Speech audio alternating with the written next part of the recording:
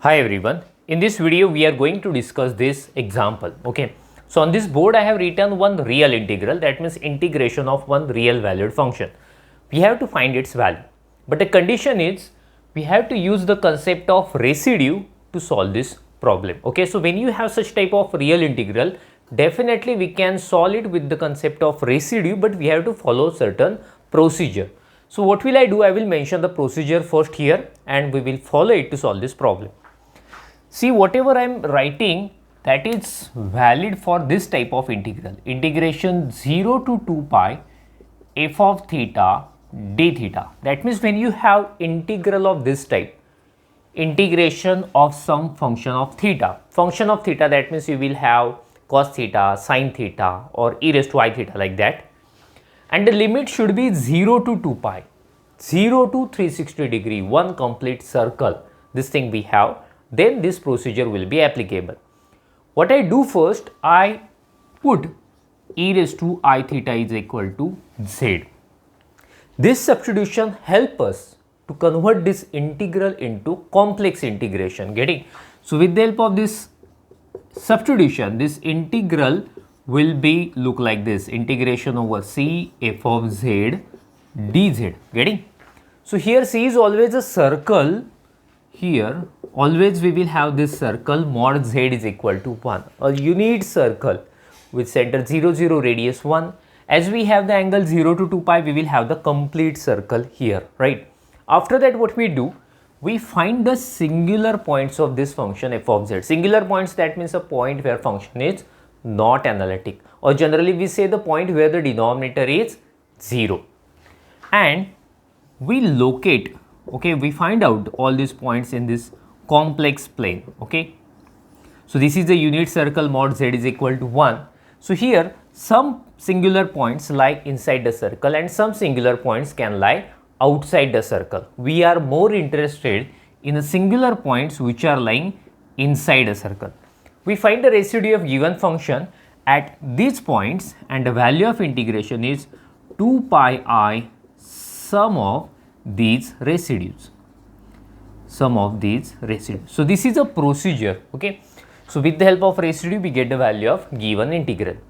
So to solve this problem, I am going to follow the same procedure, but the problem is that in a given integral we have a limit 0 to pi, but actually it is expected to have 0 to 2 pi. If you have the limits 0 to 2 pi, then only we can follow this procedure and can solve. But see, the given integral having limit 0 to pi. But see, no need to worry. I will consider 0 to 2 pi and I will solve the problem. At the end, with the help of this, I will find the value of this integral also. Okay. So let me mention here, consider, just a minute, I is equal to 0 to 2 pi d theta upon 3 plus 2 cos theta. So I am considering a limit 0 to 2 pi, since without that I cannot apply this method. The second point is we have to use this substitution, putting e raised to I theta z. So in case of integration, when we put something, the first task is to find derivative. Let us do differentiating with respect to theta of both sides. Derivative of exponential function is same, e raised to I theta. By chain rule, again derivative of I theta is I dz upon d theta. E raised to I theta means z. So this is Iz is equal to dz upon d theta. Let us interchange. Let us shift d theta on this side, Iz on that side. So dz upon Iz. Okay, so I got the value of d theta. So this value of d theta we can put it here. But see, there is one more function, cos theta. So let us express that cos theta also in terms of z. Okay. So let us write now cos theta is equal to, see, we know the relation between e raised to I theta and cos theta. That relation is e raised to I theta plus e raised to minus I theta upon 2. Okay, so what will I do? I will remove this part first, then we will go further. Okay. Okay. See, e raised to I theta, we have, it has a minus sign, so we can shift a denominator, then sign will be plus. E raised to I theta means z. Here also we can put z upon 2. We can cross multiply, right? So z into z, z square plus 1 upon z and is 2z. So finally we got the value of cos theta, which is z square plus 1 by 2z. So now everything is ready.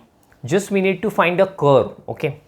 I have already told you the curve is always mod z is equal to 1. So but let us prove it. So consider mod z. What is my z? E raised to I theta. E raised to I theta can be expressed as cos theta plus I sin theta. Okay. So do you know how to find mod of complex number? Mod x plus iy is always root square of real part plus square of imaginary part. This is value of mod. Okay. So the same formula I am going to use to find its value.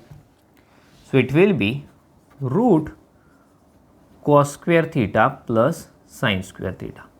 Cos square plus sin square 1. Root 1 is 1.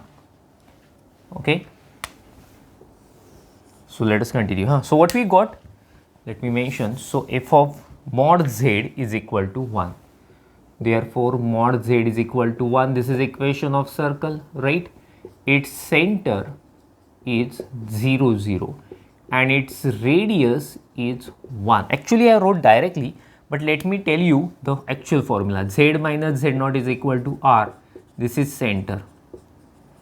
This is radius. So this is standard equation of circle, getting? So if you want the center and radius of this circle, simply you can compare. Right hand side r is equal to 1. So that's why I wrote radius is 1. And z minus z naught, only mod z there.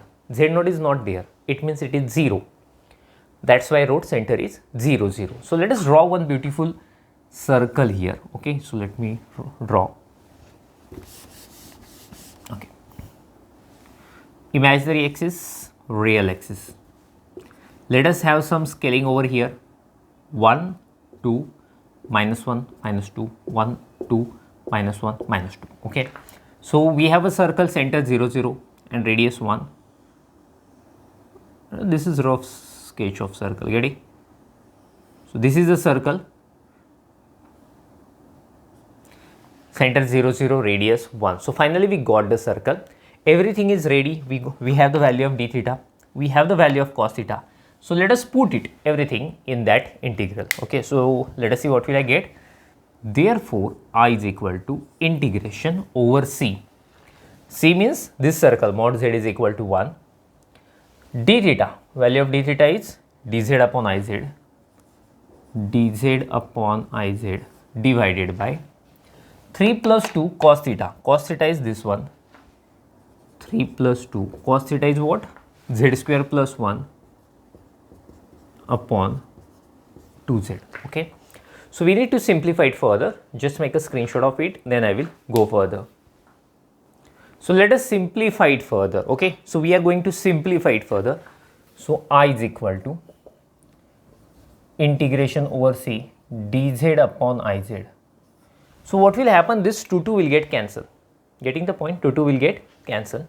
That means 3 plus z square plus 1 upon z. Okay. We can cross multiply it. So dz upon iz 3z if you cross multiply plus z square plus 1 upon z. So what will happen? This z will get cancelled since both are in denominators. This I is denominator, so I can write it here. So we get I is equal to integration over c dz upon I, this z square plus 3z plus 2. So in this way we express the given integral. Actually we consider 2 pi here. Okay, this is the only difference, but we express it in a form of complex integral with the help of that substitution. e raised to I theta is equal to z. So finally we got the complex integral. So whatever inside this integration, we call it as f of z. So here f of z, dz we remove, it is for integration. So I z square plus 3z plus 1. So this is a given function. So now we have to find its singular points. So here we have a polynomial of degree 2 in denominator, getting? If we have the factors, it will be very better, we can easily find its singular points, okay? Singular point means a point where the denominator will be 0, getting my point? Here we cannot find the factor of denominator, so I will simply write f is not analytic, that means a singular point, huh? So where the function is not analytic, we call it as a singular point.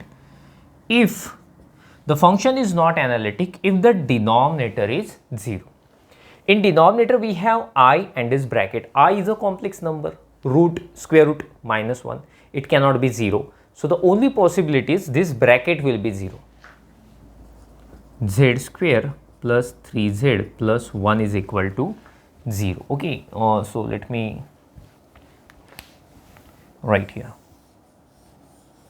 So this is a quadratic equation. We have to simplify it and we have to find the exact value of z. So we can easily find the location of that, okay, where it is located in this diagram. This thing we can easily find.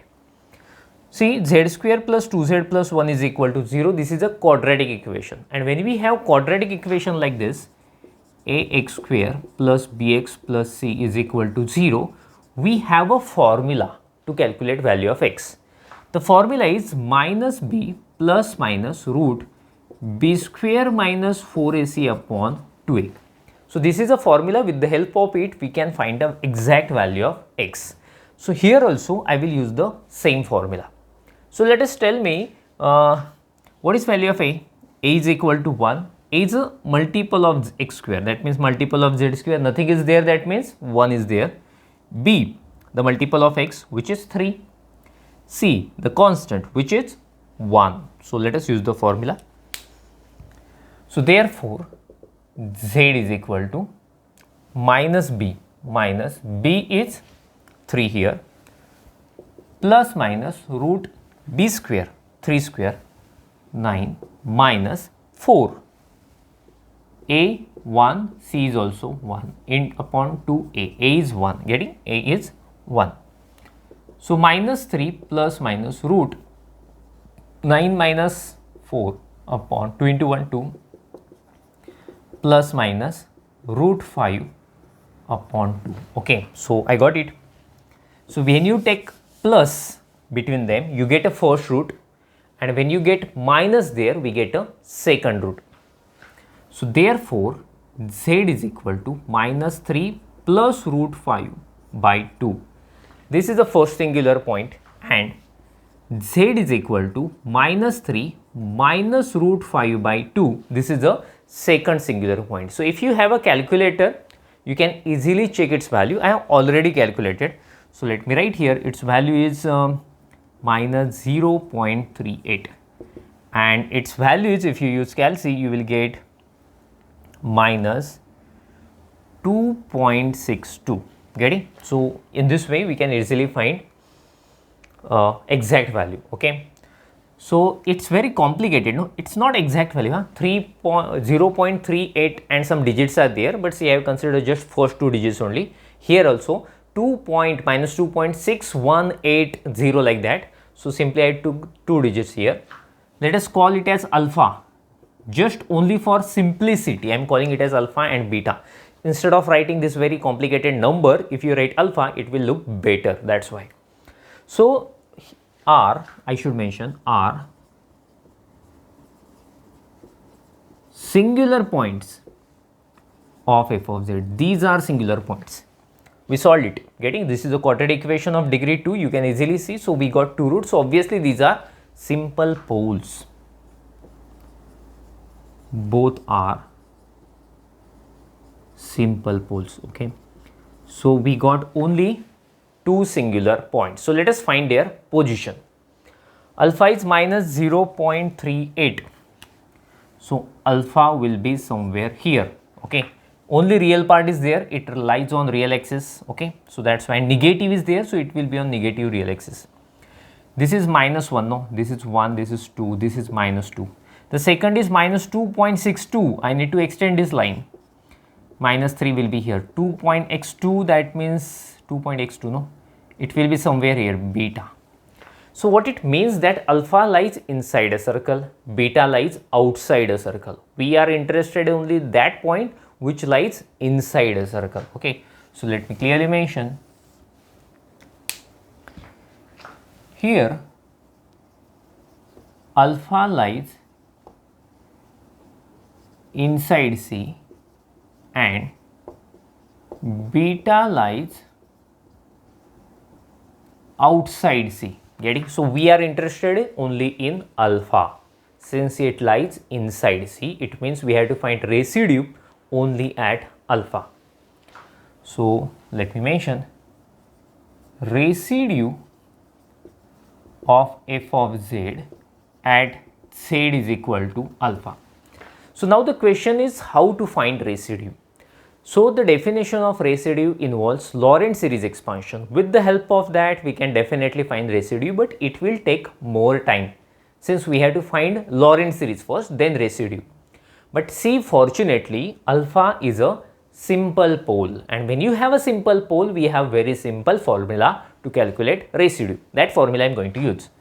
That formula is limit z tends to alpha z minus alpha f of z. Okay, so this is very simple formula. Just by applying this limit, by finding the value of this limit, we easily get the residue. Okay, f of z. Where is my f of z? This f of z I supposed to write there. Okay, but see, there is no more space to write. Make a screenshot of it first, then I will go further. Okay, so let us find residue. This is equal to limit z tends to alpha z minus alpha f of z, right? So value of f of z we can put here, but see, already we found out the roots of that bracket, getting alpha and beta. So 1 upon I, that quadratic equation, okay, that z square plus 3z plus 1 can be expressed as z minus alpha z minus beta. Since by taking all these efforts we have already got the roots alpha and beta, so we can express this polynomial z square plus 3z plus 1 as a product of this factor z minus alpha z minus beta. So definitely we will get advantage of this, that we can easily cancel z minus alpha. Okay, so z minus alpha we cancelled out. Now for remaining part of this function we have to apply the limit. Apply the limit, that means at a place of z we have to put alpha. So this is equal to 1 upon I alpha minus beta. If I put z is equal to alpha, you will have this one. Okay, so alpha and beta, we have given these names to these roots. The actual value of alpha is this one and the actual value of beta is this one. So we supposed to write their values here. -3 plus root 5 upon 2, minus sign is there, and we have to write this beta. But see, in beta, these two terms already they have minus sign, and one more minus sign we are writing outside. So minus minus will get plus. So all sign will get plus, and we will have 3 plus root 5 upon 2. So both have the same denominator, we can add numerators. But see, if you add numerators, this plus 3 and minus 3 will get cancelled. So this is equal to 1 upon I root 5 2 root 5 upon 2. 2 will get cancel and I root 5, right? So this is value of residue. So let us find the value of integration. Then I is equal to 2 pi I sum of residues, right? Sum of residues. This is equal to 2 pi I sum of residues. Only one residue we got, 1 upon I root 5. I will get cancelled, so 2 pi upon root 5. So this is value of integration. But see, it is not value of this integral. The actual integral, the given integral has limit 0 to pi, and we took 0 to 2 pi to apply this procedure. So after this, okay, after this I supposed to find a value of this actual integral. Okay, just make a screenshot of it, then I will go further. Okay, so I will write I. The actual value of I is 0 to 2 pi. We have considered d theta upon 3 plus 2 cos theta is equal to what we have got, 2 pi upon root 5. But actually we don't want value of this integral. We want 0 to pi. Then 0 to pi d theta upon 3 plus 2 cos theta. So 0 to 2 pi we got, but we want 0 to pi. So it is half of 0 to 2 pi d theta upon 3 plus 2 cos theta. By some properties of definite integral, I could write this one. Actually, see, I am not going to write in details all these things. Otherwise, this video will be very lengthy. Already we have taken more than 20 minutes to solve this problem. Getting? So by properties of definite integral, I am writing this one. So this is equal to 1 by 2. Value of this integral, we have got it. 2 pi upon root 5. 2 cancel. Pi by root 5. So this is required answer. Okay, just make a screenshot of it, then we will stop. Thank you. See you in next video.